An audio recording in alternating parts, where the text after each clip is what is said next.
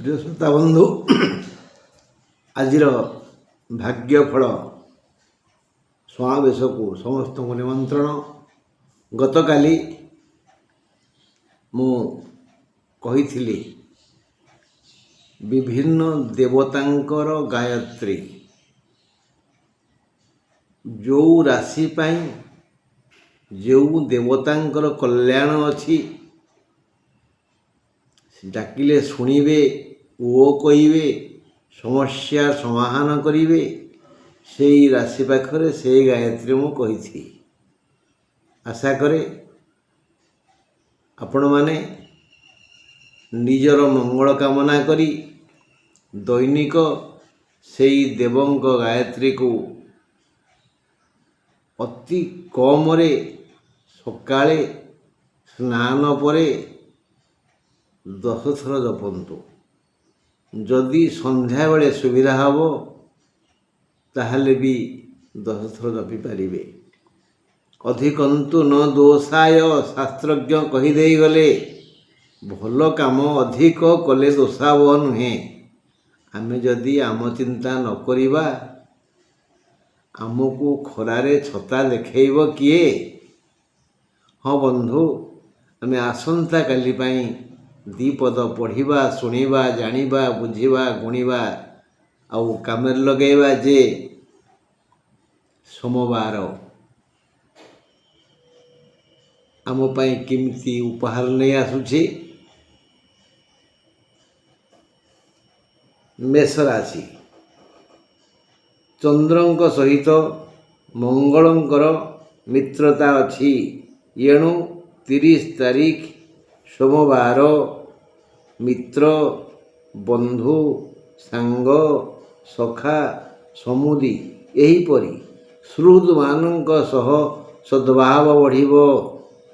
ସୁଖ ସୌହାର୍ଦ୍ଦ୍ୟ ଭିତରେ ଦିନ ହଜିଯିବ, କିନ୍ତୁ ଅତି ମିଠାକୁ ପୋକ ଖାଏ। ଏହି ନ୍ୟାୟରେ ଟିକେ ବାକ୍ ସଂଯମ ଦରକାର। 2:45 ଠାରୁ ଦ୍ୱିଜା ନକ୍ଷତ୍ରର ଅଡ଼ୁଆ ସମୟ ଆସିଯିବ। ବାଧା କୌଣସିରେ ନାହିଁ, ଆୟ ଅମଳରେ ବାଧା ନାହିଁ, ଦେହ ପା ଠିକ୍ ରହିବ। ଯେଉଁ ପରୀକ୍ଷା ପାଇଁ ପ୍ରସ୍ତୁତ ହେବେ ତାହା ସୁଫଳ ଦେବ।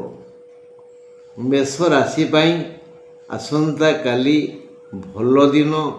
ବନ୍ଧୁ ସହଯୋଗ ମିଳିବ। ବନ୍ଧୁ ସହ ସଂଳାପ କରିବେ। ମଧୁର ମଧୁର ଆଳାପ ସେମାନେ କରିବେ। କିଛି ଉପହାର ଦେବେ। ଯେଉଁ ପରୀକ୍ଷାର୍ଥୀମାନେ ମେଷ ରାଶିର ଯେଉଁ ପରୀକ୍ଷାର୍ଥୀମାନେ ପରୀକ୍ଷା ଦେଇଥିବେ ସେମାନେ କାଲି ଭଲ ଫଳ ଶୁଣିବେ। ଯେଉଁମାନେ ପରୀକ୍ଷା ଦେବେ ସେମାନେ ବି ଭଲ ଫଳ ପାଇବେ। ହଁ ବନ୍ଧୁ, ଏବେ ଆମେ ଯିବା ବୃଷ ପାଖକୁ। ଚନ୍ଦ୍ରମା ଶୁକ୍ରଙ୍କୁ ଆଦର କରନ୍ତି, ମାତ୍ର ଶୁକ୍ର ଚନ୍ଦ୍ରଙ୍କୁ ସ୍ନେହ କରନ୍ତିନି। ଏଥିପାଇଁ 30 ତାରିଖ ସୋମବାର ବୃଷଧାରୀ ଜନତାଙ୍କର କଥା ରହିବନି। ଏମାନଙ୍କୁ ସମର୍ଥନ ମିଳିବନି। ବନ୍ଧୁଙ୍କ ସହ ଆଗ ମତାନ୍ତର ହେବ, ପରେ ମନାନ୍ତର ହେବ। ଦିନଟି ଭଲ ନୁହେଁ। ଦେହ ଅସୁସ୍ଥ ହେବ। ଦୂରଯାତ୍ରା ନ କଲେ ଭଲ, କଲେ ହଇରାଣ ହେବେ। ପୁରୁଣା ରୋଗ ଉତ୍ପାତ କରିବ, ବହୁତ ଯନ୍ତ୍ରଣା ଦେବ। ଦିନ 2:45 ଠାରୁ ମୃଗଶିରା ନକ୍ଷତ୍ର ପାଇଁ ଅଶୁଭ ସମୟ ଆସିବ। ନିଜ ଲୋକ ପାଖେ ପାଖେ ରହିବେ। ବୃଷ ପାଇଁ ଭଲ ଦିନ ନୁହଁ। ତେଣୁ ଟିକେ ଈଶ୍ୱରଙ୍କ ଶରଣାପନ୍ନ ହୁଅନ୍ତୁ। ଗାୟତ୍ରୀ ପଢ଼ନ୍ତୁ ବୃଷ ରାଶି ପାଖରେ ଯେଉଁ ଗାୟତ୍ରୀ କୁହାଯାଇଛି। ମିଥୁନ, ଚନ୍ଦ୍ର ସହ ବୁଧଙ୍କୁ ଚନ୍ଦ୍ରମା କହୁଛନ୍ତି। ସେ ଚନ୍ଦ୍ରମା ବା ଚନ୍ଦ୍ର ଗ୍ରହ ବୁଧଙ୍କୁ ବହୁତ ସ୍ନେହ କରନ୍ତି, ଭାରି ଭଲ ପାଆନ୍ତି। କିନ୍ତୁ ବୁଧ ତାଙ୍କ ଶତ୍ରୁ ଭାବେ। ବୁଧଙ୍କ ଦୃଷ୍ଟିକୋଣ ଚନ୍ଦ୍ର ପାଇଁ ଭାରି ଅସୁବିଧା। ଏଥିପାଇଁ ବୁଧ ମହାଦଶାରେ ବୁଧ ଅନ୍ତର୍ଦଶାରେ କର୍କଟ ରାଶିର ଲୋକେ ବଡ଼ କଷ୍ଟ ଭୋଗନ୍ତି। କାହିଁକି ନା କର୍କଟର ଅଧିପତି ହେଲେ ଚନ୍ଦ୍ର।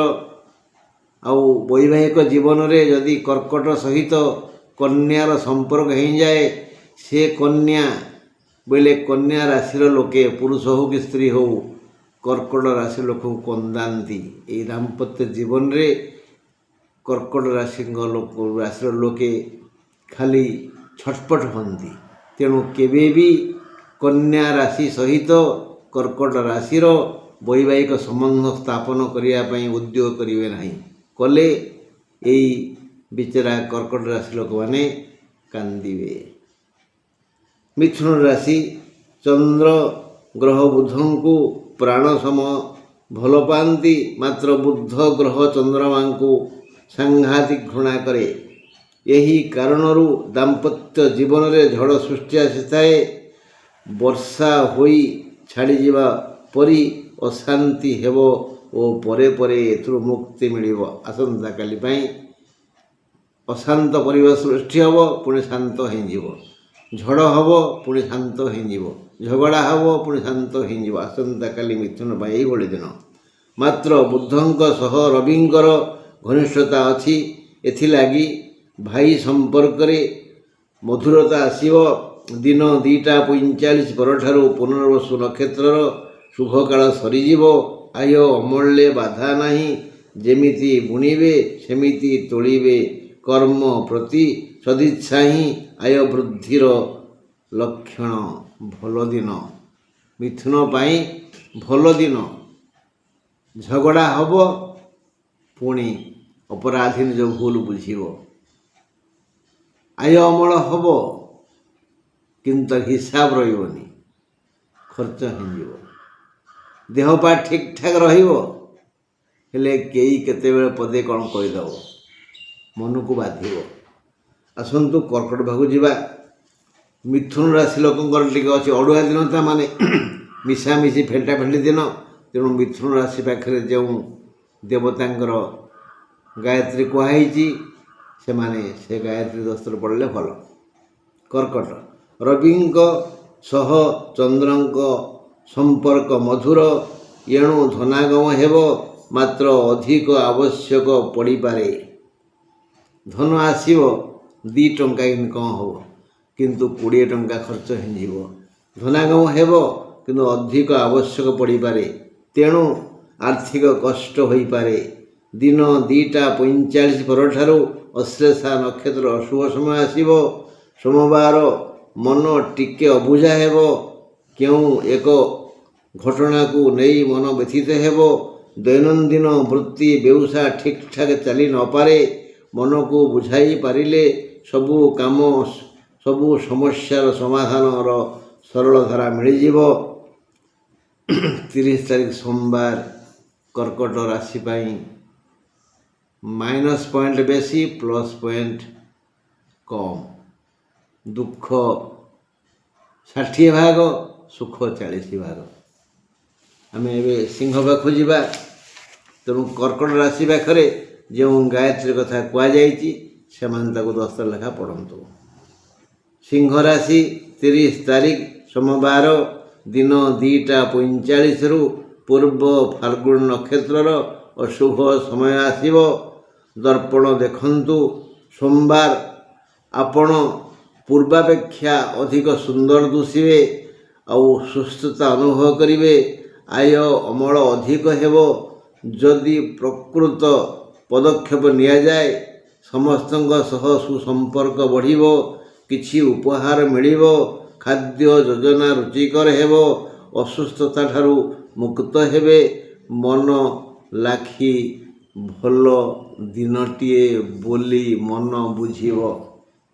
କିଛି ଦିନ ହେଲା ସିଂହ ରାଶିର ଲୋକେ ଟିକେ ନିଜ ଶରୀର ପାଇଁ ବ୍ୟସ୍ତ ବିବ୍ରତ ହେଉଛନ୍ତି। ଶାରୀରିକ ଯନ୍ତ୍ରଣା ଭିତରେ ଘାଣ୍ଟି ହେଉଛନ୍ତି। ସବୁ ଖବର ମୋ ପାଖକୁ ଆସୁଛି। ହେଲେ ସୋମବାର ଟିକେ ଭଲ ହେବ। ସୁସ୍ଥତା ଅନୁଭବ କରିବେ। ରୋଗ ବ୍ୟାଧି କମିଯିବ। ମନ ଆଉ ଦେହ ଉଭୟ ସୁସ୍ଥ ରହିବେ। କନ୍ୟା ରାଶି 30 ତାରିଖ ସୋମବାର, କନ୍ୟା ରାଶି, ଚିତ୍ରା ନକ୍ଷତ୍ରର ଦିନ 2ଟା 45ରୁ ଅଶୁଭ ସମୟ ଆସିବ। ସାବଧାନ, ଦେହ ପା ସୁସ୍ଥ ରହିବନି। ଅକସ୍ମାତ୍ ଶାଳ ଗଜା ପରି ପୁରୁଣା ରୋଗ ଆକ୍ରମଣ କରିବ। ଭଲ ଦିନ ନୁହଁ କନ୍ୟା ପାଇଁ। ଶାଳ ଗଜା ମାନେ ଯେଉଁ ଜଙ୍ଗଲରେ ଶାଳ ଗଛ ଉଠେ, ସେମାନେ ତ ମୂଳରୁ ତା ମଞ୍ଜି ପଡ଼ି ମାଟି ତଳକୁ ପଳାଇଯାଏ, ବହୁତ ଦୂରକୁ ପଳାଇଯାଏ। ସେଠି ଅଙ୍କୁରଙ୍ଗ ହାଁ ହେଇକିରି ଗଜା ଉଠିବ। ହେଲେ କେତେବେଳେ ସେ ଗଜା ଉଠିବ ଆଉ କେହି ଜାଣିନାହାନ୍ତି। ସେ ଉଠିକିରି ଅନ୍ୟାନ୍ୟ ଗଜା ବାହାରିଲେ ଅତି ବେଶୀରେ ଗୋଟିଏ ଆଙ୍ଗୁଳି କି 2 ଆଙ୍ଗୁଳି ହୁଏ, କିନ୍ତୁ ଇଏ ଏକାଥରେ ଉଠିବ ହାତେ 1.5 ହାତ ଉଠିବ। ମାଟି ଫଟେଇ ଏକାଥରେ ହୁ କିନି ଉଠିବ, ହାତେ 1.5 ହାତେ 2 ହାତେ ଏମିତି ଉଚ୍ଚକୁ ଉଠିବ। ସେଥିପାଇଁ କି ଶାଳ ଜଙ୍ଗଲରେ କେହି ଝାଡ଼ା ପରି ବସନ୍ତିନି। ହେଲା, ବଡ଼ ସମସ୍ୟା ହେବ। ଶାଳ ଗଜା ହୁତ୍ କିନି ଉଠିଲା ଭଳି ଏଇ କନ୍ୟା ରାଶିଙ୍କ ସମସ୍ୟା ବଢ଼ିଯିବ। ହଠାତ୍ କିଛି ନଥିବ, ରୋଗଟିଏ କେଉଁଠି ଭିତରେ ଥିବ, ଉଙ୍କି ମାରିବ। ବୁଝିଲା? 30 ତାରିଖ ସୋମବାର, କନ୍ୟା ରାଶି, ଚିତ୍ରା ନକ୍ଷତ୍ରର ଦିନ 2ଟା 45ରୁ ଅଶୁଭ ସମୟ ଆସିବ। ସାବଧାନ, ଦେହ ପା ସୁସ୍ଥ ରହିବନି। ଅକସ୍ମାତ୍ ଶାଳଗଜା ପରି ପୁରୁଣା ରୋଗ ଆକ୍ରମଣ କରିବ। ଦୂରଯାତ୍ରା ଦୁଃଖପ୍ରଦ ହେବ। ଖର୍ଚ୍ଚାନ୍ତ ହେବେ। ଧନ କଷ୍ଟ ବାଧିବ। ଯଥା ସମୟରେ କୌଣସି କାର୍ଯ୍ୟ ହେବନି। ନିଜ ଲୋକ ପାଖେ ପାଖେ ଥିଲେ ବି କୌଣସି କାମରେ ଲାଗିବେନି। ଆୟ ଅମଳରେ ବାଧା ବନ୍ଧନ ଯୋଗ ଅଛି। ଏଣୁ କନ୍ୟା ରାଶି ପାଖରେ ଯେଉଁ ଗାୟତ୍ରୀ ପାଠ କରିଛି ମୁଁ, ତାକୁ ଟିକେ ଦସ୍ତର ପଢ଼ନ୍ତୁ। ଅତି ପବିତ୍ର ମନରେ, ବିଶ୍ୱାସରେ ଭଲ ଫଳ ପାଇବେ। ତୁଳା ରାଶି, 30 ତାରିଖ ସୋମବାର, ବିଶାଖା ନକ୍ଷତ୍ର ପାଇଁ ଦିନ 2ଟା 45ରୁ ଅଶୁଭ ସମୟ ଆସିବ। ସୋମବାର ତୁଳା ରାଶି ପାଇଁ ଆୟ ଅମଳ ଦିଗ ପ୍ରଶସ୍ତ। କେବଳ ଆନ୍ତରିକତା ଓ ଶ୍ରମ କରିପାରିଲେ ଠିଆ ହୋଇ ବୁଣିବେ ଆଉ ବସି ଖରି ଖାଇବେ। ସୁସମ୍ବାଦ ଶୁଣିବେ। ଦେହ ପା ଠିକ୍ ଠାକ୍ ରହିବ। ମନୋଯୋଗ ସହକାରେ କର୍ମ କରିପାରିଲେ ବହୁ ଧନ ସହଜରେ କରଗତ ହେବ। ତୁଳା ରାଶି ପାଇଁ ଆୟ ଅମଳ ଦିଗରୁ ଭଲ ଦିନ। ଦେହ ପାହା ଦିନରୁ ଶୁଭ ଦିନ। ବନ୍ଧୁ ଚର୍ଚ୍ଚା ଦିଗରେ ଉତ୍ତମ ଦିନ। ଖାଦ୍ୟ ପେୟ ଶୟନ ଭୋଜନ ପଠନ ଦେବଦର୍ଶନ ପାଇଁ ଅତି ବଢ଼ିଆ ଦିନ। ତୁଳା ରାଶି ଲୋକଙ୍କ ପାଇଁ ମଙ୍ଗଳପ୍ରଦ।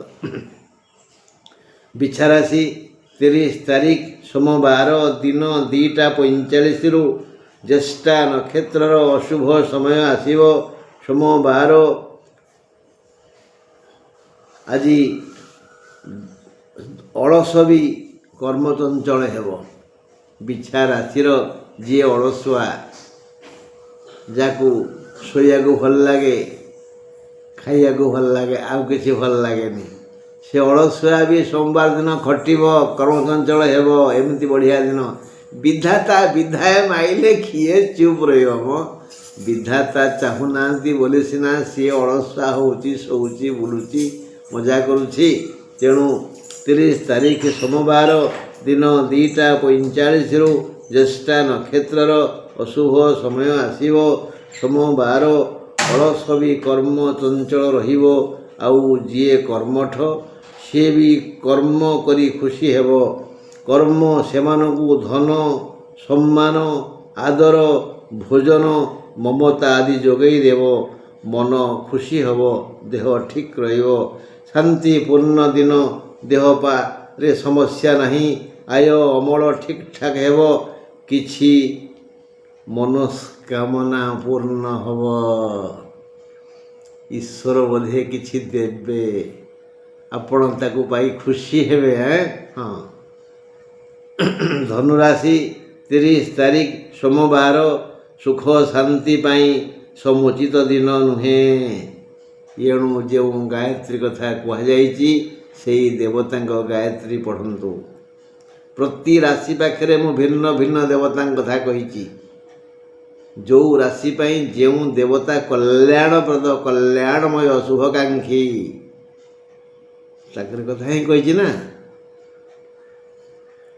30 तारीख सोमवार सुख शांति समुचित दिन नुहे समस्या बहुल दिन मुंड व्यथा बढ़ाई देव सावधानता अवलंबन न कले समस्या सम्मान हानि हेब तेणु मौन व्रत पालन करंतु सबू शुणी हसी दियंतु उचित मने कले पदे अधे कहंतु आय अमल साधारण हेब दैनंदिन वृत्ति व्यतिक्रम हेब दिन 2:45 पर पूर्वाषाढ़ा नक्षत्र शुभ समय आसिबो एवं हुशियार आदि कारण नथाई मध्य दंड भोगिबे एणु आपणक राशि पाखरे जो गायत्री कहुई ताकू आपण पाठ करंतु श्रद्धार विश्वास रे मकर राशि 30 तारीख सोमवार मकर राशि एक दुखपूर्ण दिन पुणी दिन 2:45 रु धनिष्ठा नक्षत्रर अशुभ समय आसिबो रोग व्याधि असह्य जंत्रणा देव वृथा खर्च लगी रहिबो धक्का हेबार भय अछि शत्रु ऋणदाता अस्थिर करिवे दैनंदिन कार्य व्यथा वेदना बाधा लगी रहिबो एणु मकर राशि पाखरे जो गायत्री पाठ करा जाइछि ताकू 10 थर श्रद्धार सह पढ़ंतु शनिवार दिन रविवार न्यूज रे मुझे कही मन रखिए कुंभ राशि 30 तारीख सोमवार कुंभ राशि पूर्वभाद्र नक्षत्रर अशुभ समय आरंभ हेबो दिन 2:45 रु आर्थिक विकास सोमवार सबु दिगोर प्रशस्त एमाने माने कुंभ राशि लोक माने जीए जो वृत्ति करी पेट पाटना पोषुंती परिवार परिचालना करुछंती जीवन उपभोग करुछंती सही वृत्ति व्यवसाय चाष व्यवसायर विकास हेबो वृद्धि घटिबो श्रमर आवश्यकता अछि जीए जहाँ करुछंती ताको टिके आहुरी अधिक श्रम दियंतु बुद्धि विवेक खटांतु देखिबे आपण हसिबे आपण परिवार हसिबो आउ आमको मध्य हसेबे सुखरे रहिबे ये क्षेत्र रे सहयोग हाथ लंबी आसिबो आज सोमवार आपण खाली टिके गेट खोली दियंतु ना देखिबे साई भाई बंधु कुटुंब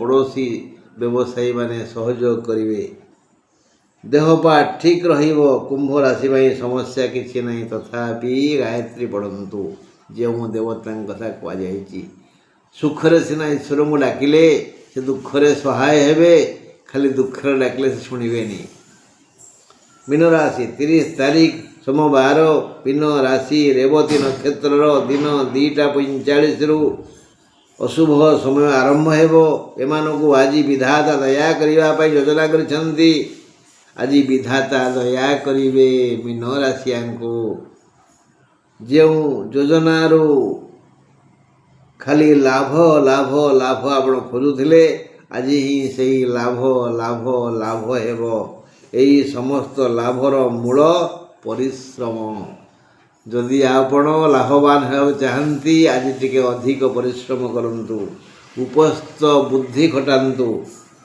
सान थिले विचारी बड़ थिले पचारी पाखे जदि सान किए थाए तास विचार विमर्श करंतु जे बड़ थिबे तांको परामर्श मानंतु एवं से अनुसार काम करंतु मंगल हेबो बुझी स्व बुद्धिर सुविनियोग कले विशेष लाभवान हेबे स्वास्थ्य समस्या नहीं बंधु आमे आज सोमवार पढ़िले मु आसंता काली आपणानु कहिबी आपणक नखर जत्न नेबे नखर जत्न नेले ही आखिर जत्न नहीं पारिबे नख सांगरे आखिर संपर्क अच्छी कही अरख क्षीर देवे पाद नखरे आखि आलुओ भल हेबो सेमती कौन कले आखिर पावर बढ़िबो नखर जत्न नेबे विषय मु आसंता काली कही बोली भाविची हेले ईश्वर की इच्छा कौन किए जाने यदि दीपरे तेल को से सारी देवे ଜୋରରେ ପବନ ବହିବ ଦୀପ ଲିଭିଯିବ ନା।